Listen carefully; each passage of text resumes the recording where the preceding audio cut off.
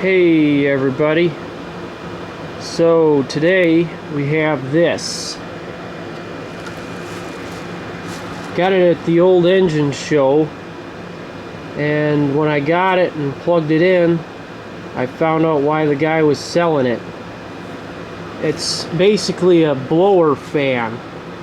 It's a Chinese blower fan, and apparently there's some law in China that all fans must be painted yellow, because my friend's fan is yellow and this one's yellow. So, but anyway, so when I plugged it in and turned it on, I found out why he was selling it. This thing vibrated all over the place.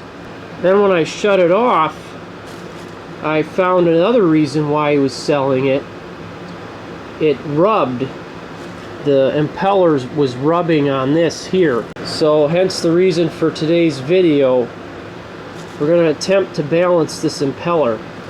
Alright, so when I got the screw out here, it broke off. Part of it's stuck in the shaft still, so apparently now this is going to be another video. How to extract a screw, because that will have to come out.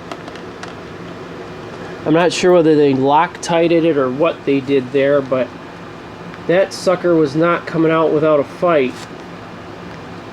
So that's out of the way. Now this should just lift right off. You have to lift straight off, perfectly straight. There it comes. Alright, that wasn't too difficult. Oh yeah, and you can see where it's been rubbing in here. See that mark? Oh, it was almost all the way around. Yeah, not only was it out of balance, apparently from the factory they never bothered to balance the thing, but it also looks like it's been dropped, and that's probably why it was rubbing. Don't ever drop these while they're running, because the impeller will bend. So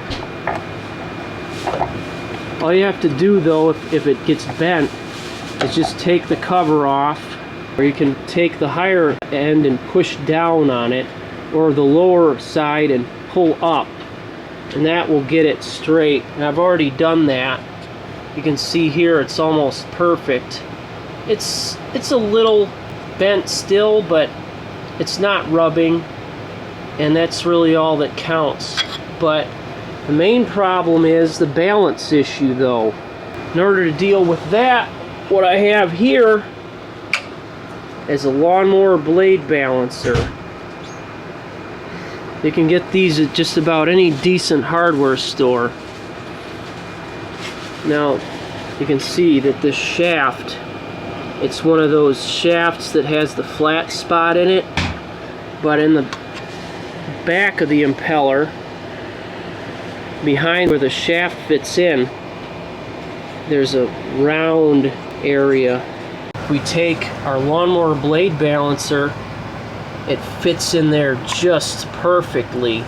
It takes a little bit of force to get it in there, because it's a little larger than the cutout, but once you get it in there, it sticks real well.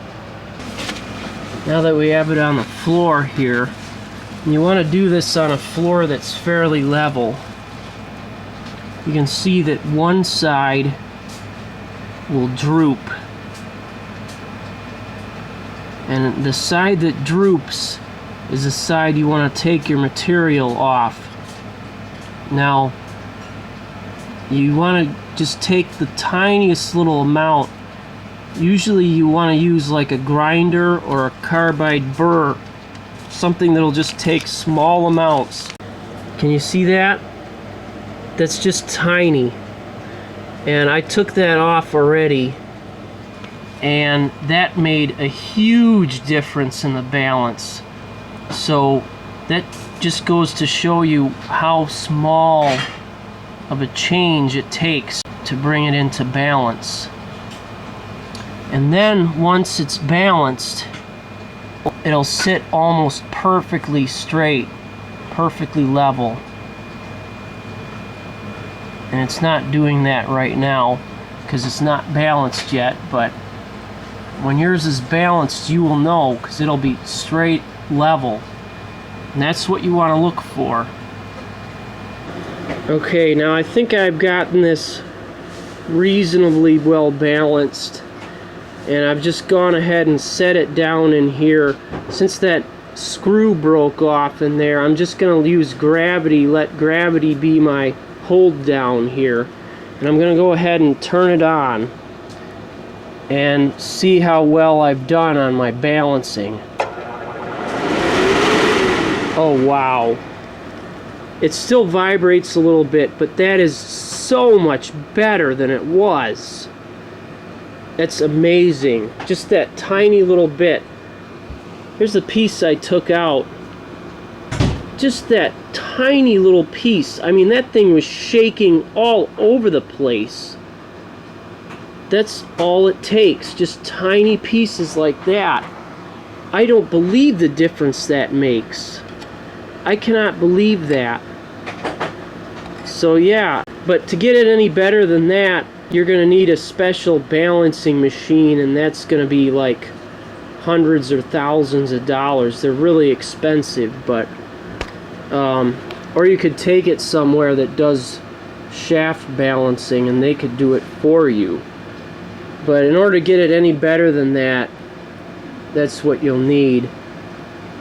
So otherwise you could try making your own. If you have a dual trace oscilloscope with a piezo speaker and probably an optical sensor, I may end up doing that. But yeah, so next thing I have to do is get that screw out of there, and I think that's going to be in a future video, how to remove screws that are broke off. So I hope this helps someone out there, and thanks for watching.